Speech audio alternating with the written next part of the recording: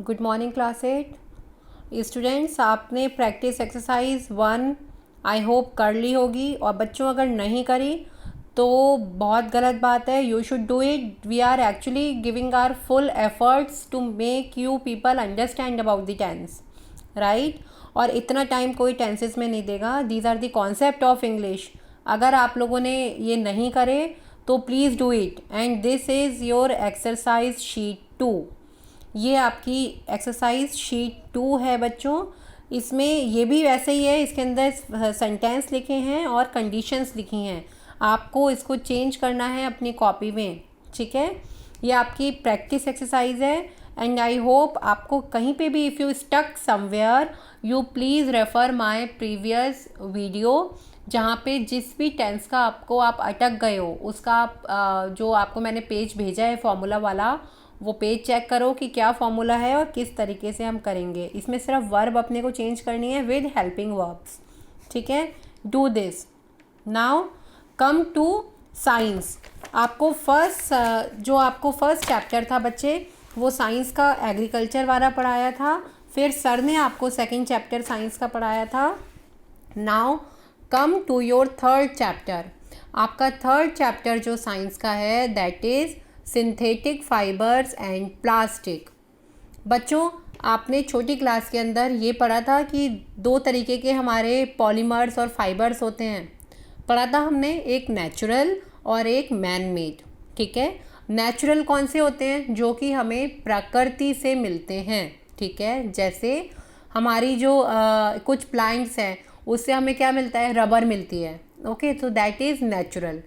और कुछ जो केमिकल्स हमारी इंडस्ट्री में हमारी उसमें सिंथेटिक केमिकल रिएक्शन से बनते हैं, उनको हम क्या कहते हैं? सिंथेटिक और plastic fibre. Synthetic means artificial, ठीक है, जो कि हम लोग अपनी रिक्वायरमेंट के लिए बनाते हैं, राइट। अब हम इस थर्ड चैप्टर में बच्चों क्या क्या पढ़ेंगे? What are synthetic fibres, type of synthetic fibres and their properties, plastic, synthetic fibre कौन क्या होते हैं, किस किस टाइप के होते हैं, उनकी क्या क्वालिटीज़ होती हैं, प्लास्टिक क्या होती है, प्लास्टिक हमारी दो तरीके की होती है उसको हम डिटेल में पढ़ेंगे, और क्या क्या हमारा प्लास्टिक का यूज़ है, और इन्वायरमेंट और प्लास्टिक का क्या रिलेशन है, वो किस तरीके से डिपेंडेंट है, नहीं डिपेंडेंट है, या फिर इन्वायरमेंट को हमारे हर्ट कर रही है प्लास्टिक, तो वो हम इस चैप्टर में विल स्टडी। नाउ सबसे पहले will read 3.1 that is synthetic fibre. So बच्चों मैं पहले आपको इसके चैप्टर पूरा पढ़ाऊँगी, उसको मैं समझाऊँगी, उसके बाद नोट्स और क्वेश्चन आंसर्स हम लोग करेंगे, ठीक है। तो अभी आप सिर्फ चैप्टर को पढ़ो, एक एक लाइन को समझना बहुत ज़रूरी है आपको, क्योंकि उसी में से क्वेश्चंस आएंगे। अगर आपने चैप्टर पढ़ लिया तो बैक एक्सरसाइजेस आप अपने आप कर लेंगे, ठीक है। फर्स्ट ये देखो, एक एग्जाम्पल से स्टार्ट हुआ है chapter. You always wear a uniform while going to school. Have you ever think how your uniform is made? These are formed from clothes and clothes from fibers. From where do we get these fibers?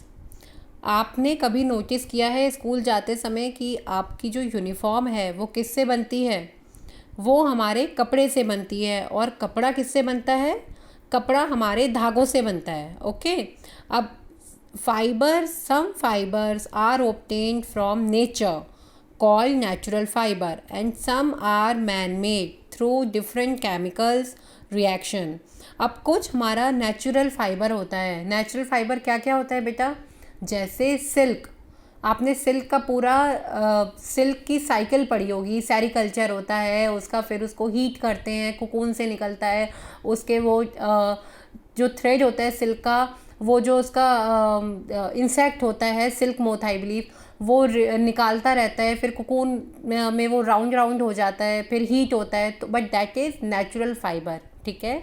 अब वो कह रहा है कि कुछ तो हमारे natural fibre होते हैं और कुछ मैन मेड होते हैं। मैन मेड फाइबर जो हमारे कुछ कुछ केमिकल रिएक्शंस, कुछ एक दो केमिकल्स को हमने कंबाइन करके एक हमारा फाइबर बन गया, तो वो सिंथेटिक फाइबर और आर्टिफिशियल फाइबर कहलाते हैं, ठीक है। अब ये आपको टेबल है things made of different fibres.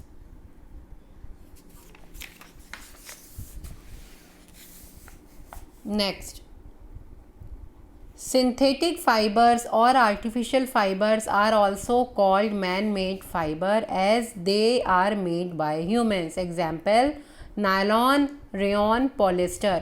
अब वो कह रहे हैं जो सिंथेटिक फाइबर हैं उनको मैन मेड फाइबर भी कहते हैं. क्यों कहते हैं मैन मेड? मैन मेड चीज़ क्या होती है? जो कि खुद मनुष्य बनाता है, इंसानों के द्वारा बनाई हुई चीज़. ठीक है, सो उसका एग्जाम्पल क्या है? Nylon, rayon, polyester. याद कर लो क्या क्या एग्जाम्पल है सिंथेटिक फाइबर के. Nylon, rayon, polyester. हम इसको डिटेल में पढ़ेंगे. All the synthetic fibres are polymers. What are these polymers?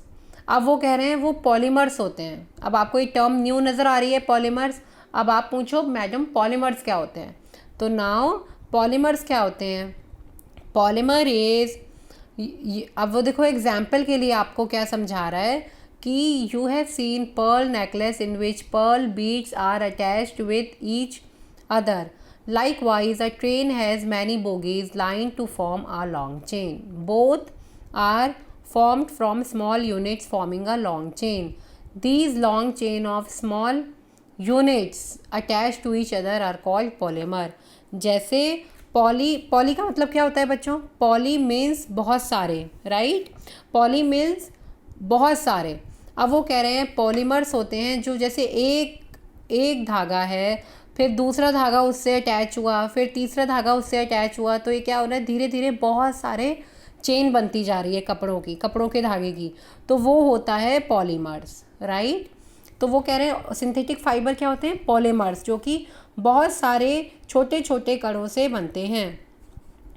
अब वो कह रहे हैं ये जैसे पर्ल है, या जो रेलवे की, आपने रेलवे ट्रेन देखी होगी, तो एक जिसके अंदर एक कोच होता है, उसके बाद थोड़ी सी स्पेस होती है, वो जॉइंट हो जाता है, फिर दूसरा कोच आ जाता है, फिर तीसरा कोच आ जाता है. तो सिंगल कोच को ज्वाइन करके बहुत लंबी सी ट्रेन हम बनाते हैं. तो ये क्या हो गया? पॉलीमर. जो छोटी यूनिट से कंबाइन कर करके हम बड़ा बनाते हैं, दैट इज़ पॉलीमर.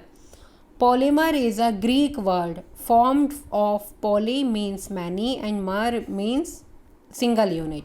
क्या हुआ? पॉलीमर मीन्स बहुत सारी, पॉली मीन्स बहुत सारे, और मर माने वन. तो वन को मिला के जब बहुत सारे बनते हैं तो that is polymer.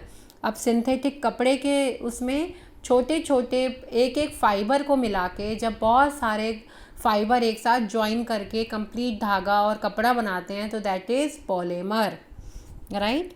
Therefore a polymer is a long chain of repeated small unit is chemical substance. Polymer क्या है? लॉन्ग चेन, एक ही चीज़ की को ज्वाइन कर करके, रिपीटेड एक ही चीज़ को ज्वाइन कर करके जो बनती है बड़ी चेन, उसको पॉलीमर कहते हैं. ठीक है बच्चों, आज हम यहाँ तक पढ़ेंगे. हम डिटेल में चैप्टर पढ़ेंगे, उसके बाद उसके क्वेश्चन आंसर्स करेंगे. डोंट गेट पैनिक, अभी हम आराम से करेंगे. ओके, आपको इंग्लिश की वर्कशीट सेंड कर रही हूँ, इंग्लिश का एक्सरसाइज करना, और साइड बाय साइड हम साइंस की 3rd चैप्टर भी समझना शुरू कर देंगे. Okay, good day students.